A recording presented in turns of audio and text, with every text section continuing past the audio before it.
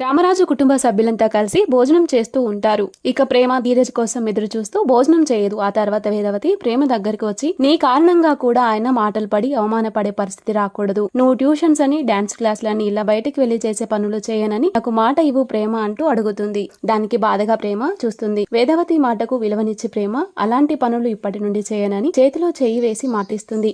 ఇక ప్రేమ చేసిన పనికి వేదవతి సంతోషిస్తూ దగ్గరికి తీసుకుంటుంది. ఇక నైట్ డ్రైవర్ గా చేస్తున్న ధీరజ్ ఒకచోట కారు ఆపి అందులో నుంచి సామాన్లు దించుతుండగా ఒక బరువైన సూట్ కేసు ధీరజ్ కాలుపై పడుతుంది.